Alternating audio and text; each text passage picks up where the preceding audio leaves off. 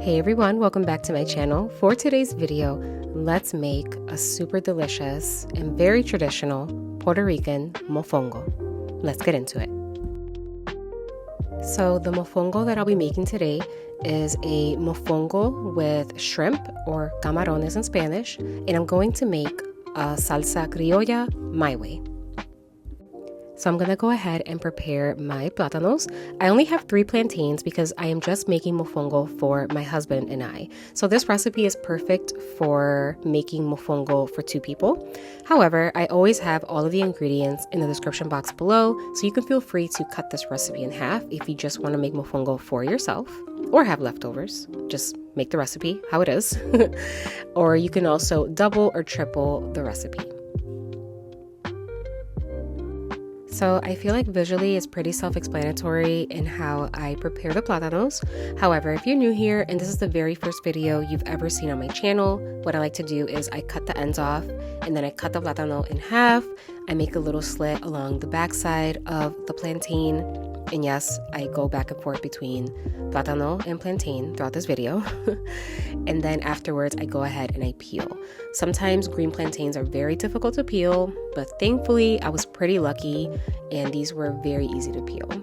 So at the grocery store that I went, I go to a local grocery store in my area that has a very large Caribbean produce section. And usually in that area, there's nothing but like people from Puerto Rico, also people from Africa or other parts of the Caribbean.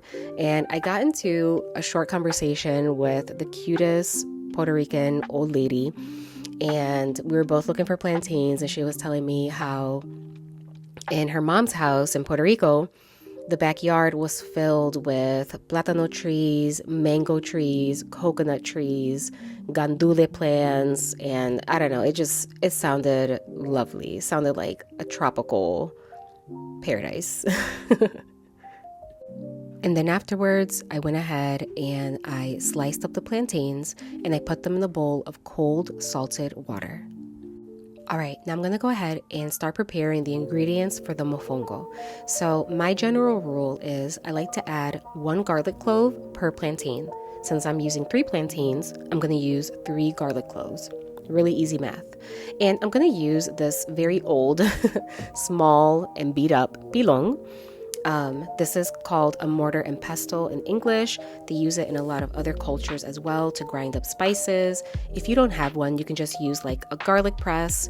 And if you don't have a garlic press, you can just mash up the garlic with the backside of a knife and chop it up really, really small.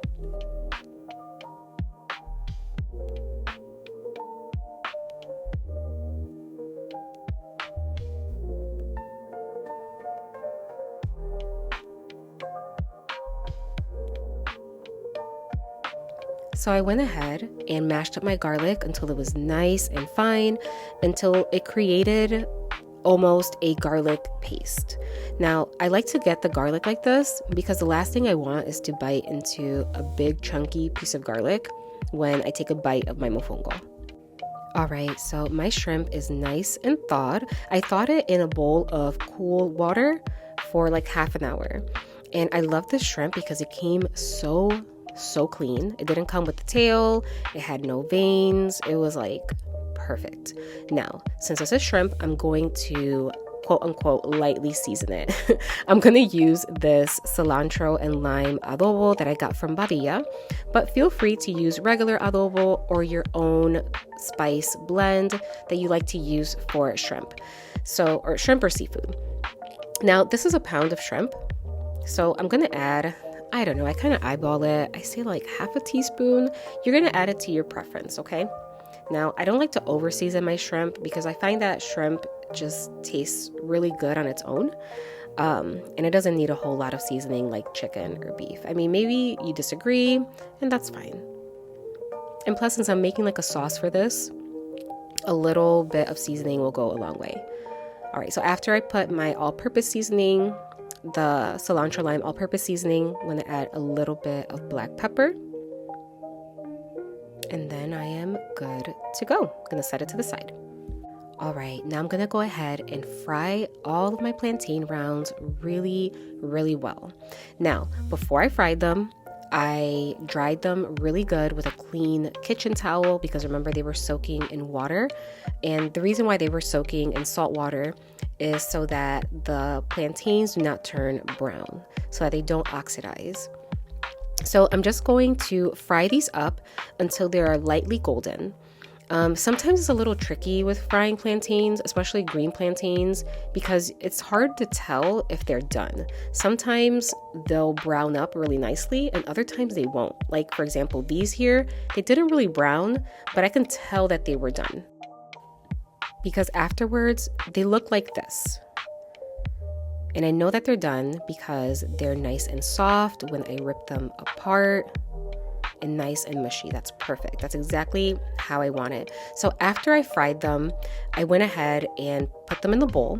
I did not line the bowl with paper towel because I kind of want to keep that excess moisture because I want to make sure that I have a nice moist mofongo. So now I'm going to go ahead and throw in some chopped up bacon. I went ahead and I fried up 3 slices of bacon. I didn't show it because that's pretty self-explanatory. You just cook up the bacon until it is slightly crispy, but you don't want it too crispy. You don't want crispy pieces of bacon in your mofongo. And then I did add the rendered bacon fat. Okay, if you do not want to add bacon fat, that is okay. You can add like 2 tablespoons of melted butter. And then I added a little drizzle of extra virgin olive oil and my mashed garlic paste. FYI, if you are not a pork eater, that is okay. You do not need to add the bacon. I am making this mofongo very old school, very traditional. So I'm using the bacon, the grease, all that good stuff, okay? But feel free to customize this to your liking. Now I'm gonna go ahead and add some salt to taste, about half a teaspoon. And now I'm gonna go ahead and I'm gonna use the pilon part and I'm gonna mash up all of these plantains, all while mixing the ingredients together. Now, you can get as creative as you want. You can use any tool that you have in your kitchen that will give you the same results. If you do not have this little wooden tool right here, if you want to use like a potato masher or something else, feel free to use that. So, traditionally, I do have another mofongo video very early on in my channel. And when I made mofongo in that video, I prepared it more traditional by mixing it up inside of the mortar and pestle. But since I'm making mofongo for my husband and I think it's just a lot easier and more convenient to mash it up and prepare it in a large mixing bowl. All right, just gonna mash that up really, really good. And it smells and tastes incredible. And once it's all mashed up, then you can check for taste, see if it needs a little more salt, a little extra something, a little extra oil, and you're good.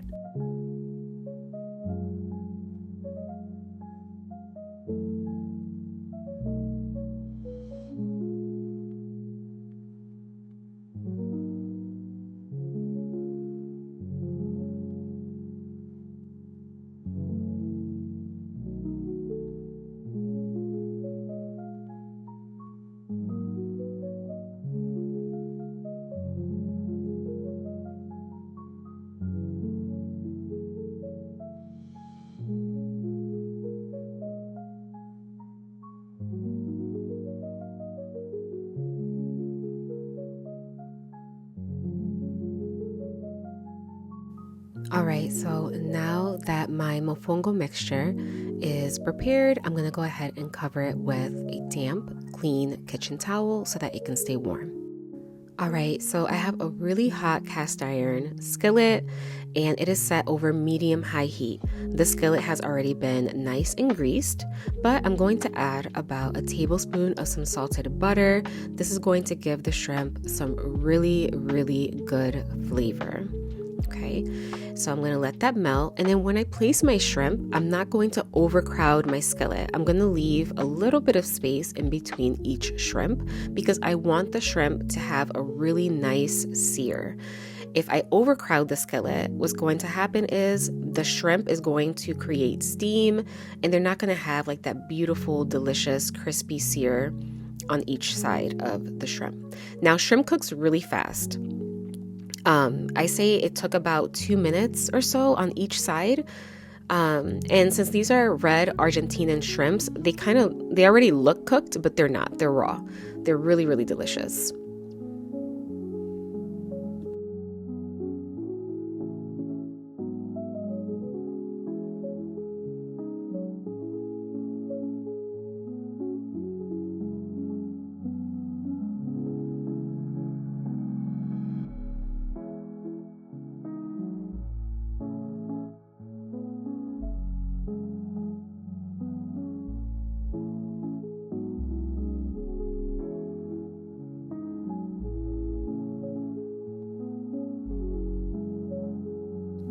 So my shrimps are now done, and I did cook them in 2 separate batches because again, I did not want to overcrowd my skillet.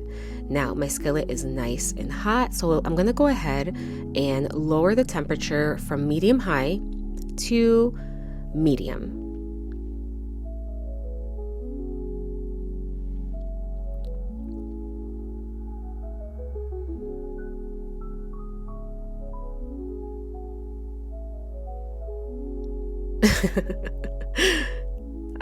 I don't know why I was trying to fan the smoke. All right, now I'm gonna add a little bit of extra virgin olive oil because I'm gonna go ahead and saute my veggies, which are gonna be the base for my salsa criolla or my Puerto Rican Creole sauce. And then I'm also gonna add a little bit of butter. This is going to add a beautiful richness to the sauce.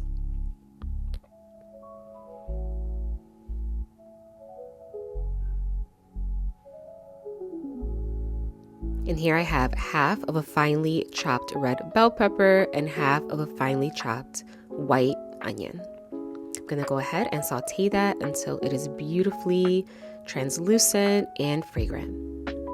All right, so my peppers and onions are nice and sauteed, and I just love how peppers and onions cook in a cast iron skillet. I don't know, for some reason it always comes out a lot more flavorful. But if you don't have a cast iron skillet, that's okay. Use a regular pan. Now I'm going to add 1 garlic clove that I mashed really, really well. Again, you can also use a garlic press. And I'm going to stir that really quickly because garlic burns very fast and you do not want it to burn because it will taste bitter.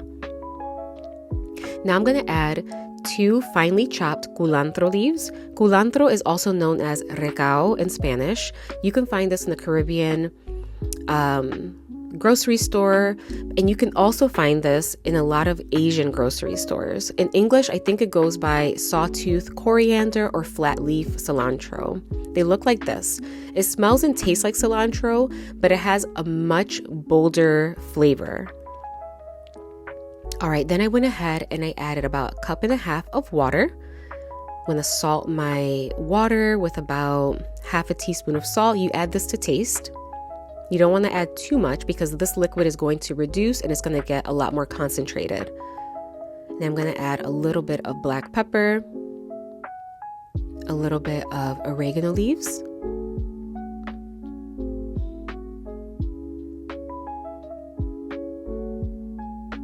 going to stir that up really well. And then eventually I'm going to add about 2 tablespoons of tomato sauce, okay? And I'm going to leave my heat on medium, and I'm gonna boil this for about 10 minutes or so, 10 to 15 minutes, just until the broth reduces a little bit and becomes a little thicker and richer. All right, now my salsa criolla is done and it came out so good, so beautiful. Look how rich that broth is. Amazing. All right, so I'm gonna go ahead and turn off my heat, and then I'm gonna add my shrimp, and I'm just gonna let them hang out in there. I wanna make sure I turn off my heat because I don't want the shrimp to cook more because then they're gonna get smaller and they'll become a little gummy. So just gonna let them hang out, And I'm gonna go ahead and prepare my mofongo.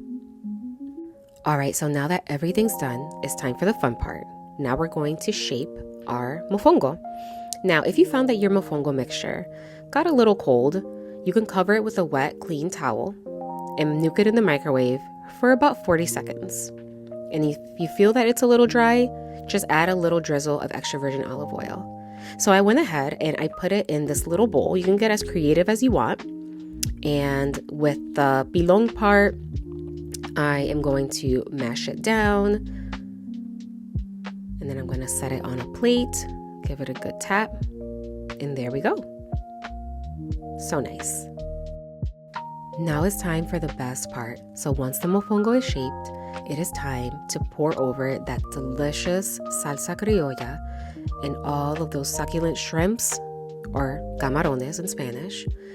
And let me tell you, this salsa criolla gave the mofongo an extra layer of moisture and flavor.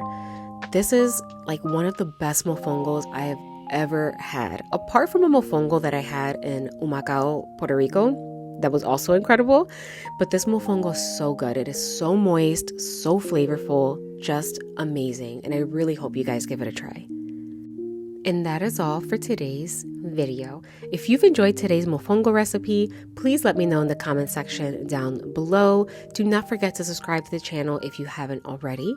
Also, give this video a thumbs up. It helps my channel a ton. And be sure to hit that notification bell. Until next time.